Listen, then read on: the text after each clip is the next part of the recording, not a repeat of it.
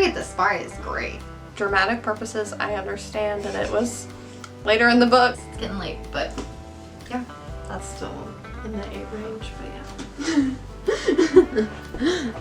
It is. It's gonna be fun because it's not me.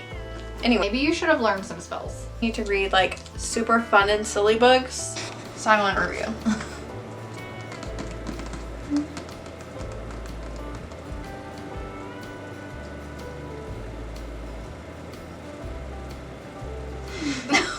What is that? I think I gave the first one 5 stars, maybe. This would be like... Emmalynn. I'm Jessica. And today we are going to be starting a romance reading vlog for the week of Valentine's Day. Well, it'll simultaneously be like realistic what we read in our life because plans aren't canceled. There's still things going on that we have to do, but we're making do. And the first book I'm going to be reading is The Rose Bargain by Sasha Payton Smith. I already read a chapter of this just to be sure this is the book I wanted to start out with. Definitely is. I'm already very intrigued. I'm right into the story and I'm very excited to see where this goes. I didn't know though, I guess I was picturing this as like a fantasy world inspired by England, but it's literally England. Like they talk about Buckingham Palace and all those kinds of places. So I think that's really interesting because I'm also currently watching The Crown, so it's just a vibe. It's like you're making your whole life match. Yeah, and this is a YA romantasy, I think more on the romance side, about Ivy, and it's her debutante season, and she arrives at a competition to marry the Queen's Fae son. And she's trying to save her family from ruin, and there's all these balls of different things. So it's like the selection with some fae. I think it's going to be a great time. Okay. Yours is like kind of a similar setting, but like just not happy. Yeah. Allergies. Am I right? Anyways, this is Rebel Witch, the continuation of The Crimson Moth. Heartless Hunter is what the first one was called. And I can't say a whole lot about this because, I mean, it's the second book in the duology, so you usually read the first one first. But this picks up right where the other one left off, right with our 2 main characters, Rune and Gideon. I have read just two chapters of this, but I remember about this book, one thing that I really liked is it constantly shifts POVs, I think, with every chapter between him and her. I mean, it might do like her a couple and him a couple, but I think that makes the book go by a lot quicker. And this looks pretty thick, but the font is really big, so I'm trying to remind myself of that so I don't get like... it's a borderline large print. It is. It really is. Which I think is great. So, I have not heard anything about this as far as reviews go. Don't tell me. I don't want to know. I'm just going in completely blind. But I did really enjoy the first book. Like, it was one of my favorite books of the year last year. So... hopefully I'm not disappointed. Yeah, and then we'll see how quickly I pick it up after you, depending on your thoughts. Yeah, I mean, I won't tell you anything if you don't want me to, but... Okay, I gotta go read. It's a sleepy day. It is a sleepy day. I'm not sure how long I got. But we did just crack open an Alani Nu, so at least that'll carry us through. Hopefully, liquid luck. I'm notorious for falling asleep while consuming caffeine. Here we go.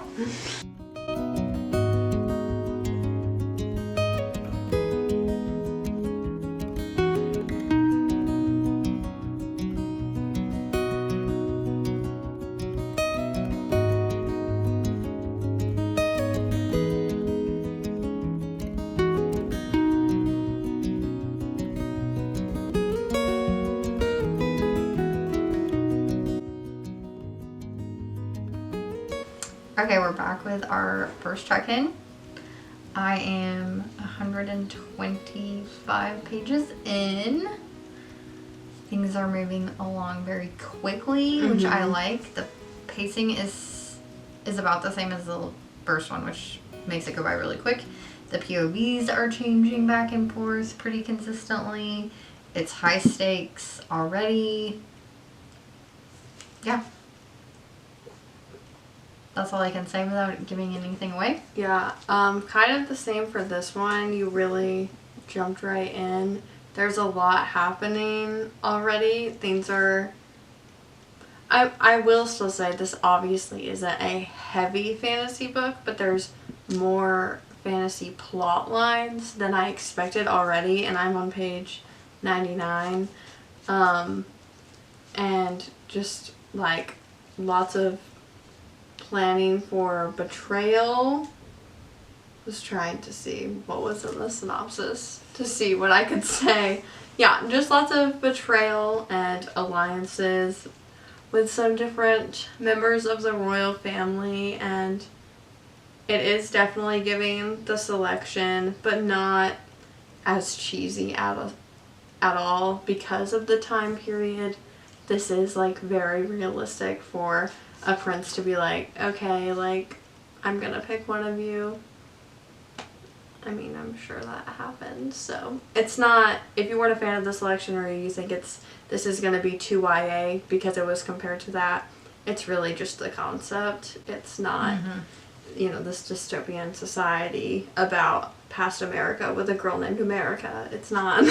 Like, the pacing of this book is really good.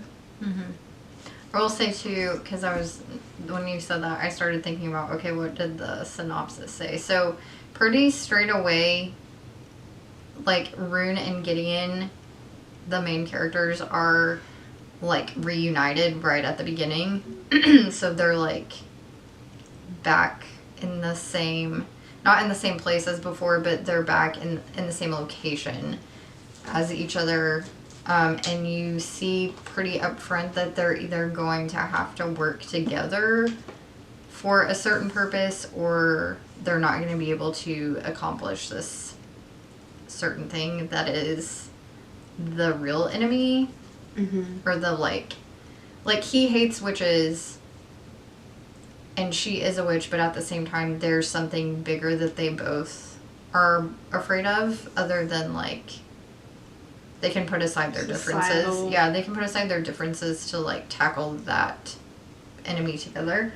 So you figure out pretty early on that they're going to have to kind of make, like, a truce in order for that to happen. Now, how long the truce is going to last, I'm not really sure. I'm already a little concerned about that. But, yeah, that's where we're at.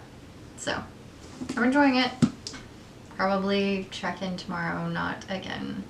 No. Not again today, because it's getting late, but it's still in the 8 range, but yeah.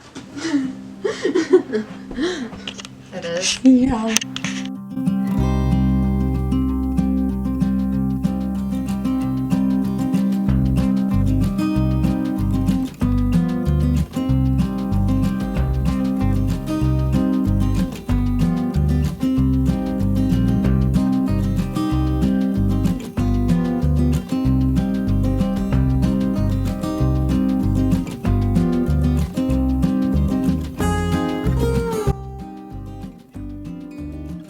We're back. Took us longer than expected. You, for maybe a sad reason? I mean, okay. Here's the thing. Let's jump in. Excuse me. We have a guest. I enjoyed this book. It was a quick read. The pacing was, like, very fast paced. It was easy to follow. Not a complicated world, not hard to understand. But I did feel like it was very predictable, and that made me a little frustrated. I feel like right at the beginning of this book, we're presented with kind of this mystery element that is going to have to be solved. Well, they're looking for, like, a missing person, and the the person plays an important role in like the overall plot, and I knew right away who it was gonna be. Like I was like, oh, I can see where this is going. And it was.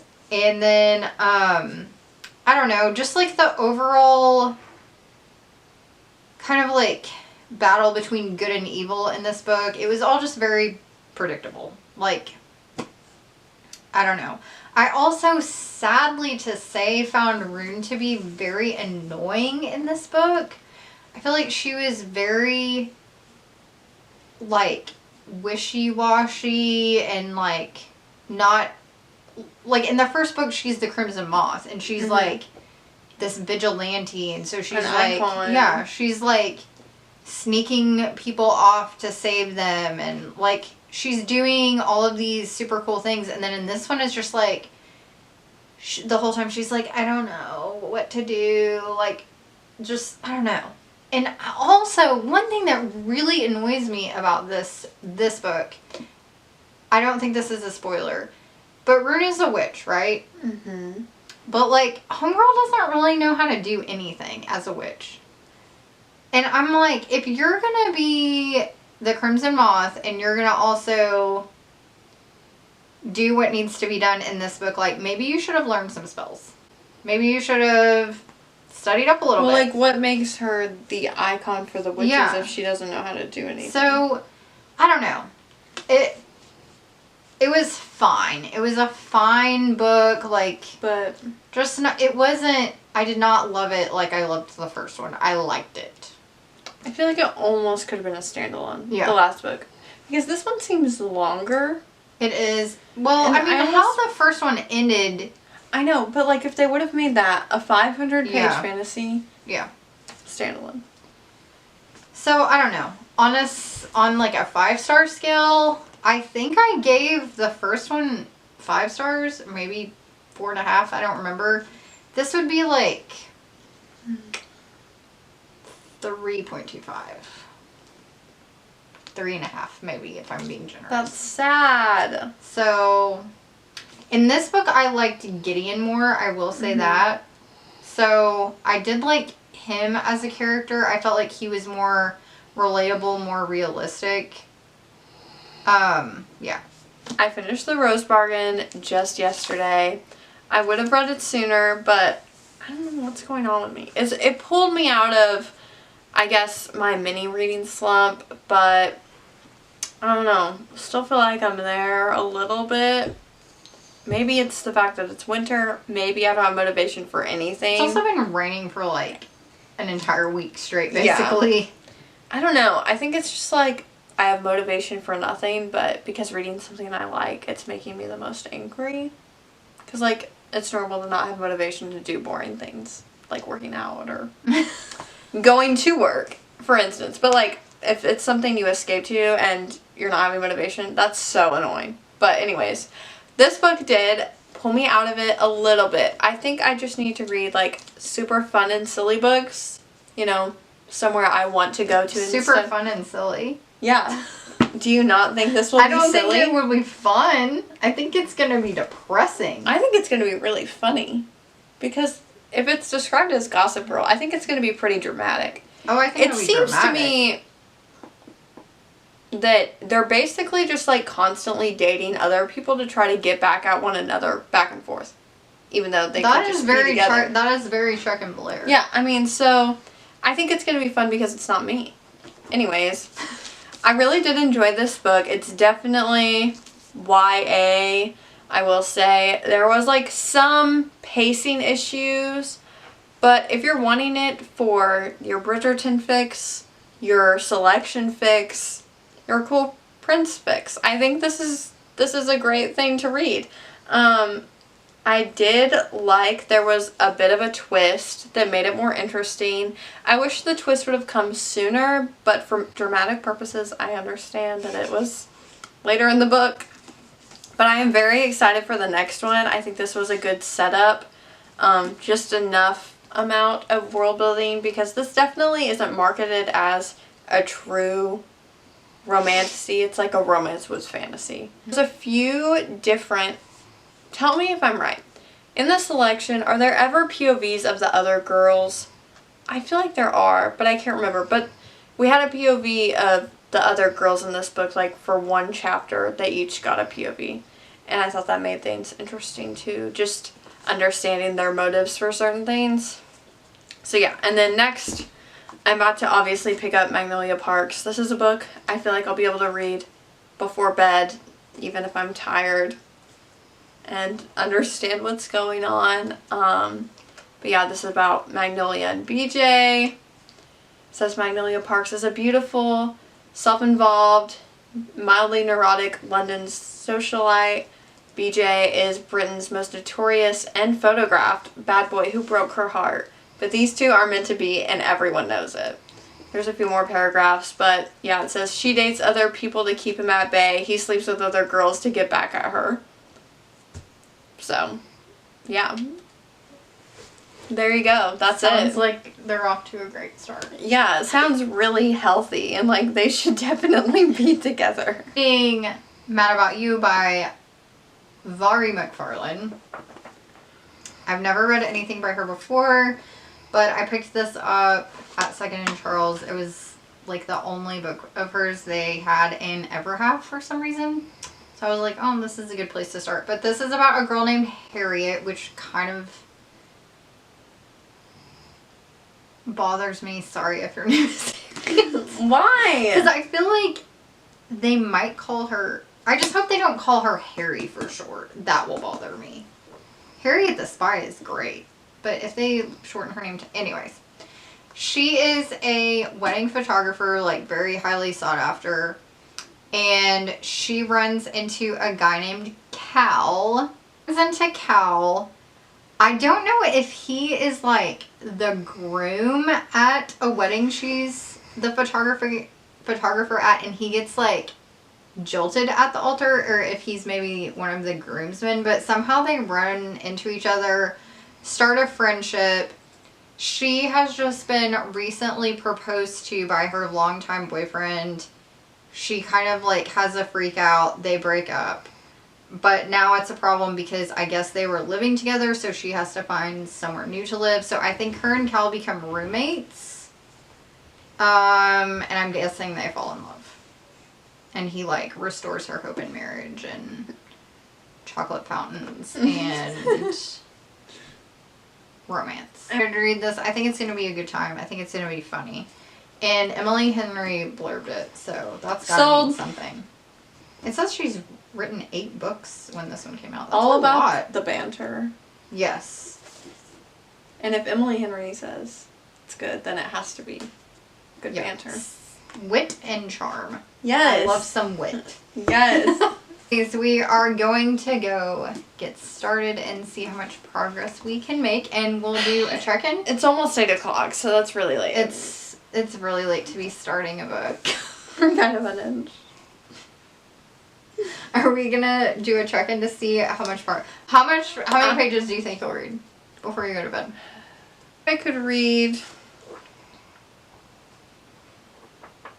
at least 100 pages tonight. For sure. Maybe like 150 if I'm lucky. If you're liking it. Yeah. Well, there's a lot of text messages, it looks like. So that's a lot of pages that are like 2 words. Yeah, lots and lots of text. Okay. I love a multi-formatted book. Yeah. I say 150. Okay. I think it's doable. We'll see. Might be overly ambitious. What about you? I said 100. Okay. We gotta go. Okay, bye.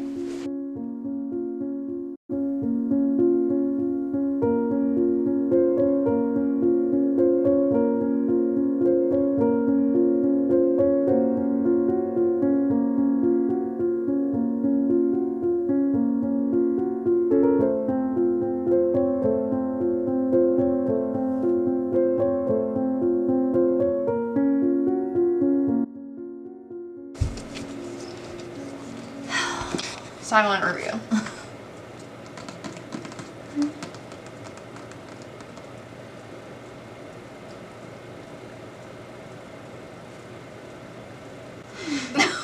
What is that? I'll tell you. What is that? Are you washing your face? Oh, please hold. Who's the artist? I call after him. He looks back. The artist that you're working with? Oh, he nods. What's his name? Your man? I eye him confused. You know, he gestures to his face non-descriptively with the and the Post Malone. I offer. That's him. There you go. That's my... Oh. What is that like? I'm assuming that's what they were talking about his face tattoos when she said with gestures at his face. Okay. I get it. Reading these anymore. Either of our books. Okay. We read almost the same amount. I read 70 pages. I of don't this. know. I think I was at 70 or close to. Here's the What's list. your issue? Here's What's the your list issues? of every artist that has been named so far. 8 artists, 70 pages. That's an average of at least one artist, a little more, per 10 pages. At one And they're point there real. They're real Yeah. artists. Which I think is, I personally, for me, is kind of an ick when you overuse, like, current things. Like, if a book talks about TikTok a lot, it really bothers me because it's aging a book. That's what it's doing. And so... Yeah, it's not really I was just getting annoyed. I also read a review that apparently her godfather is Elton John, and I'm DNFing this because I can't see myself reading the whole series. And if I can't see myself reading the whole series... What's the point? Why am I reading this book? The basis of this book is that he cheated on her, and so they're not together. But she still loves him. He loves her. She doesn't want to forgive him. So they just date other people and are constantly mad at each other for dating other people even though they won't be together. And I don't know. It's very interesting because I'll read a paragraph and I'll be like, wow, that was actually really pretty. Like the way she's describing the way people are feeling, or just like the friend group. You can just very vividly picture it. But then it's like the dialogue. I'm just like, how are these people in their late 20s? Like, I don't relate to them. I feel more mature than them. And I just don't know if this is really giving Gossip Girl. I saw a lot of reviews that said it was a disservice to Gossip Girl. I've never watched Gossip Girl. But yeah, I just don't really feel like it's for me. So now I'm going to be picking up The Rom-Commers by Catherine Center. I originally was going to read this instead of Magnolia Parks. But after reading the synopsis of this, I was kind of getting beach read vibes as far as both of them just being a type of writer and everything. So I was like, maybe I should just put it off for a little bit because I didn't want to get too stuck in like comparing them. But I have already read something from Catherine Center and really enjoyed it. So I'm just going to go ahead and pick it up anyways. I already read a chapter and I'm like, yeah, this is my thing. I like the quirky characters. They're more relatable. So, this book is kind of deceiving in several different ways. It's kind of hard to explain. Okay, the cover, first of all, gives rom-com vibes, which I guess it is in a way a rom-com. I haven't really got to that part. But it's kind of deceitful because it starts out as a rom-com. Like, the prologue is very much giving rom-com vibes. So she's, like, at this wedding. The best man comes out and is like, the groom is gone. And so she's like, what do you mean he's gone? And he's like, literally gone. He's not going to come to the wedding. So, and she's the wedding photographer. So she's like, what do we do? So they have like this funny exchange. He goes and tells the bride. That's the end of the prologue. And then you go, so it's like from the prologue to the first chapter doesn't really relate at all. So that kind of threw me off. Because the first chapter actually starts out with her, which is the main girl, Harriet, and her boyfriend, John, going to this hotel to stay, like this luxe hotel, for his parents' 40th wedding anniversary. So, like, it's this big scene shift, and you're like, well, how does that relate to that? And so 70 pages in, and I still don't know how the prologue relates to the story yet. So that's kind of weird. I don't know. It's just throwing me off. But my main issue with this book is all of the characters that I've been introduced to so far, I don't like any of them. And it's not that, like, they're, like, morally bad necessarily. I just find them all to be annoying. And so I just feel like I'm reading it and I'm like, oh, you're so, like, you're just annoying. Like, why are you doing that? Why are you saying that? Like, I don't relate to anything that's happening. And so, spoiler, which just happens like right at the beginning of the book, her boyfriend proposes to her. She says yes. And then she immediately breaks it off, like, an hour later. So they break up, but then you get their backstory for, like, a chapter. And I'm like, I don't care about their backstory. They're broken up. It's just, I don't know. Like, that's not really the pacing. What would you call that? I don't know. It's just not making sense. The timeline. It'd almost be better if it was then and now. Yeah. Because you would at least, like, be getting a little bit of the romance or what's to come. Yeah. But, yeah.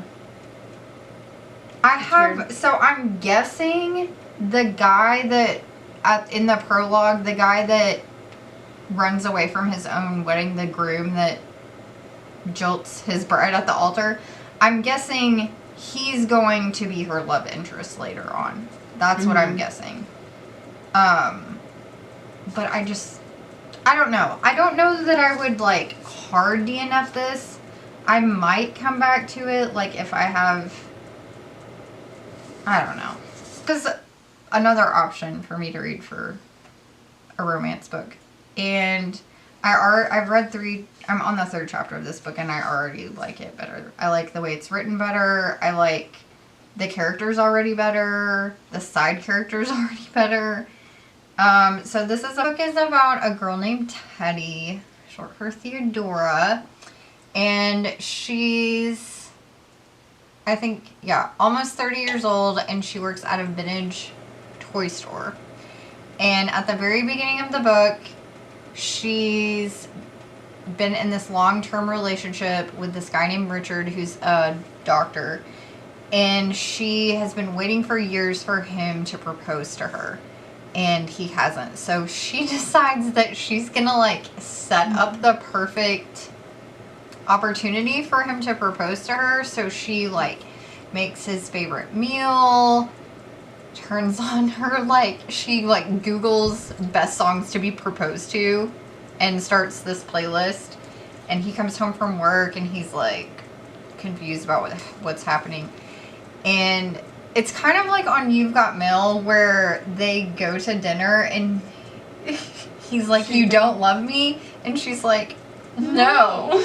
Except he thinks that she doesn't love him. And she's, like, orchestrated this to tell him, but she's thinking he's going to propose. So he, like, totally opposite ends of the spectrum, like, polarizing views on what's going to happen. He thinks they're going to break up. She thinks he's going to propose. But instead of her, like, acting shocked, she just goes along with it. And he's like, yeah, I think you should move out because he's a doctor. She just works at a toy store. He's like, you can't afford to live here if it weren't for me. And she's like, yeah, you're right. Okay. So then she just moves out. That's, like, all in the first chapter, so it's not really spoiler. So she's now staying with some of her friends. I already like her friends as side characters better than these friends. And she's at work watching her favorite TV show, which is a children's show hosted by a guy that's like Mr. Rogers, basically. A modern day Mr. Rogers. And she's like kind of in love with him. So the back of the book says that she like finally gets up the courage to start writing him letters, like asking for advice, because that's part of the show. Like kids will write in and ask him questions. Like I'm going to ask him for advice. So then they start this like correspondence relationship, kind of also like You've Got Mail. So like he kind of starts falling for her. She starts falling for him, but they haven't met. So anyways, I'm already liking it a lot better than that other guy. Yeah. And I think it's cute. I think it's cute so far. I like her personality. There's like a little girl that just came into her work that I feel like is going to be a reoccurring character. There's like a grumpy old man. Also could see him being a reoccurring character, which I love a grumpy old man character. So I think it's going to be cute. I'm only 20 pages in, but I am enjoying this much more as well. Catherine Center's familiar to me. I've read her stuff before. It does give me like, she's always to me like a mix of Sarah Adams and Emily Henry. I'm really enjoying it. So, here's to hoping for better luck. We feel like we wasted... 3 hours. Yeah. You know, I'm glad I DNF'd it when I did though. Didn't put myself in a slot. Yeah, if I would have made it to like much more, like definitely the 100-page mark, I would have felt like I had to finish it, I think. But yeah, I'm glad that we were brave and, you know, recognized our worth and our time's worth. Exactly. So I'm gonna go lay in bed. We both got our books digitally and hopefully have a better time. I hope so.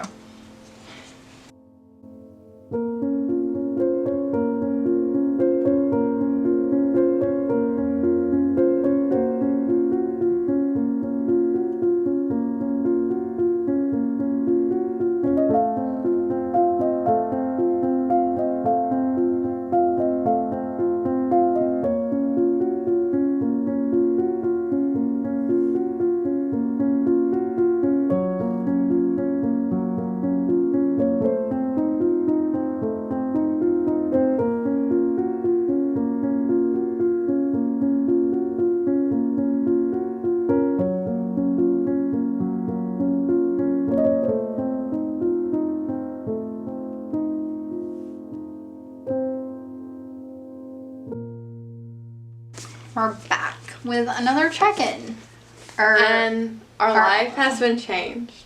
Yes. DNFing was the best choice we could have possibly made. I should have just went with my gut and read this in the first place. And let that be a life lesson to you. If you're not vibing with a book, don't force it. If you're a just mood move reader, on. just read your mood. Yeah. If it's not bringing you joy, why force it? You know? Yeah.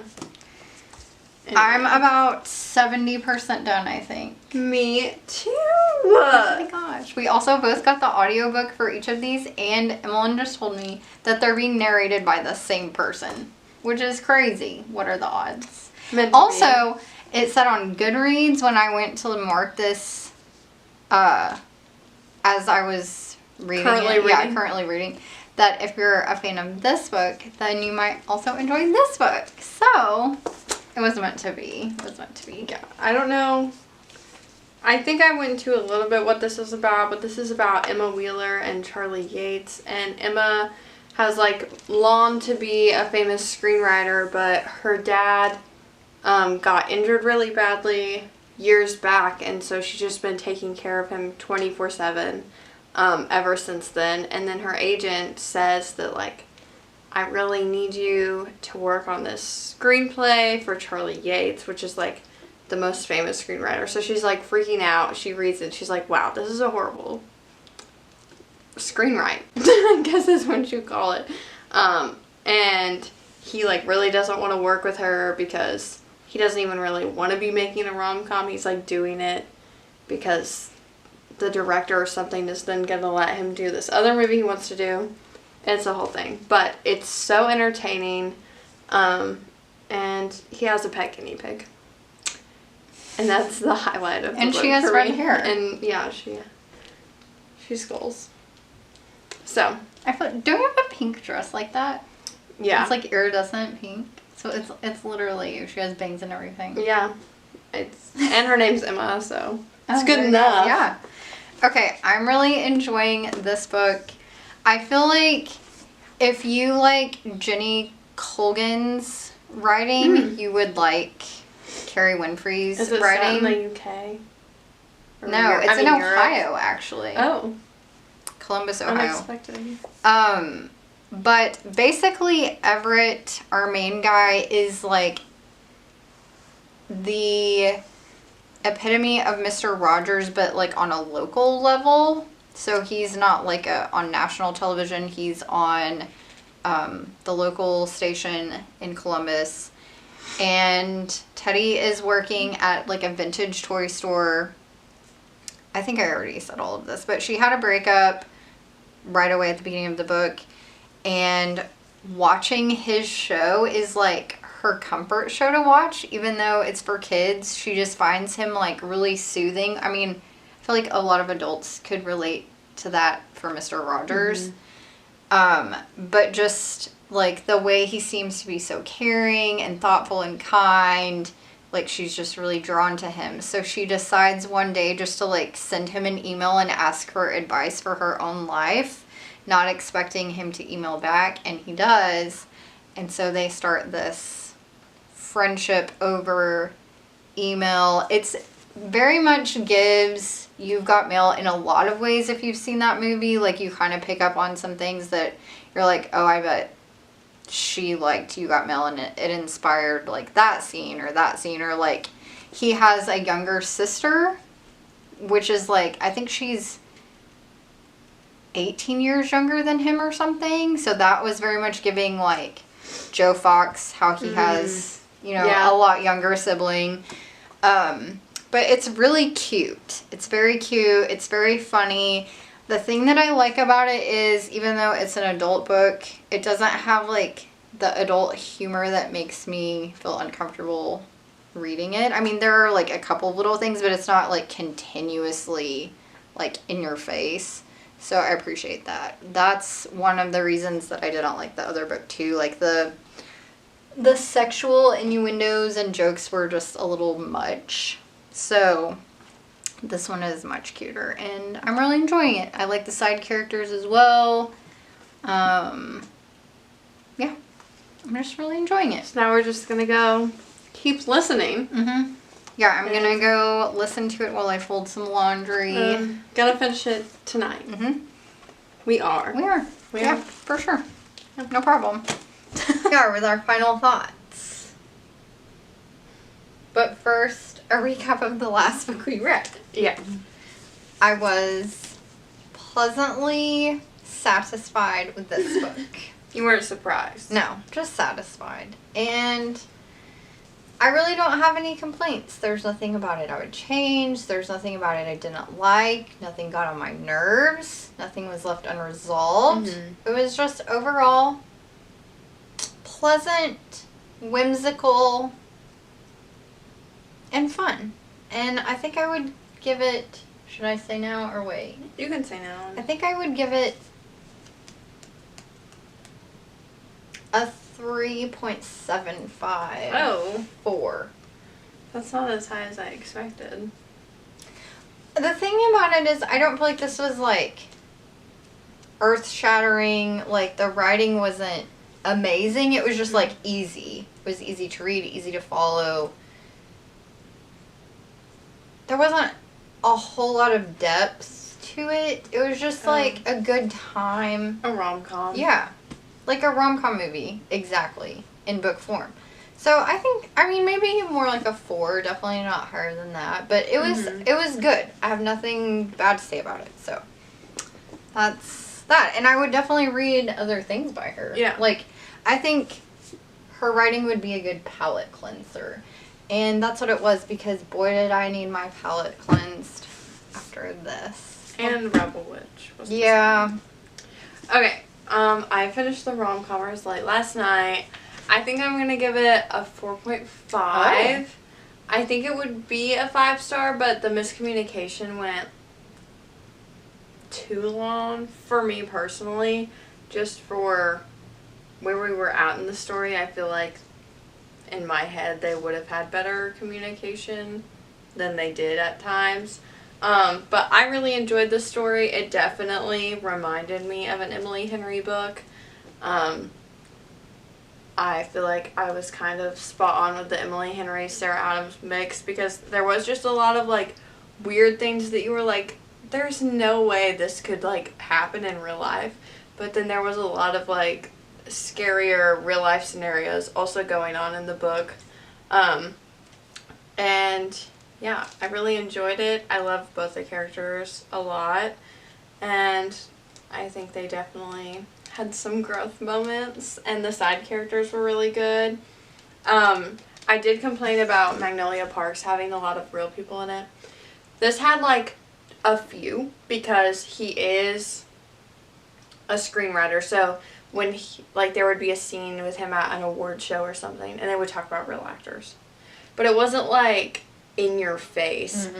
I think also I didn't like that about this one, because this is set in the UK, and it's like they were just like talking about American people 24/7, like probably in like a name dropping way. Yeah, it didn't feel like I was immersed in London by reading this book, because you just kept talking about things in America, you know? Whereas this takes place in LA, so like it makes sense. Mm-hmm. So yeah, that's my thoughts on that one. Do you think he'll pick Magnolia Parks back up ever? Probably not. I will probably list it for sale shortly. Yeah. I don't know if I would pick this back up or not either. I don't know. I might hang on to it just like if I needed something to read in between other books and pick it back up and see if I start liking it anymore, but I just don't know that I would. I think I was just hoping for like kind of Devil Wears Prada vibes from this book, as far as like just being in a city with some rich people. I know she likes fashion, but instead of like it talking about her working in fashion or whatever, it was just like her being like, oh, so-and-so's wearing this brand. It was like the whole book was like name-dropping brands and people, and in between like her pretty paragraphs. Like, so I didn't get that. I feel like I think she should branch out of this genre. I think she'd be good at like fantasy or something, because I really like the way she writes. Literary fiction. Yeah. Maybe. But not necessarily contemporary. I don't know. I just feel like she writes very pretty, and it just doesn't match the setting and the characters. Like, I don't expect these people to speak eloquently. Yeah. So yeah, I'd say 4.5 for this. Probably like a 4-star for this. There was a little bit more I wanted out of it. The pacing was at times, but I did really like it. I would definitely recommend both of them. Okay, for me, I would say, I don't remember what I said for this, but I feel like... I think you said like a 3.5. Yeah, that's what I was... I don't know if I said 3.5 or 3.75, but I'm leaning more towards a 3.5 now. Yeah, I think we'll stick with that. I mean, it did wrap up the duology. If you loved the first one like I did, I think you will be disappointed in this one, but if you want to know what happens, you have to read it. So it does conclude nicely, I guess. Mm-hmm. So there's that. And then I did enjoy this. I think I will say this is more of a 4, because if I'm giving this a 3.5, then this definitely I just feel is like more of a you 4. rate romance and fantasy different anyways. It's hard. Yeah. But yeah, I did enjoy this. So I'm gonna say a 4, and then this is undecided if it's ever gonna be picked up again. Yeah. So there you have it. Well, Thank you all so much for watching. Be sure to like and subscribe, and we'll see you next time.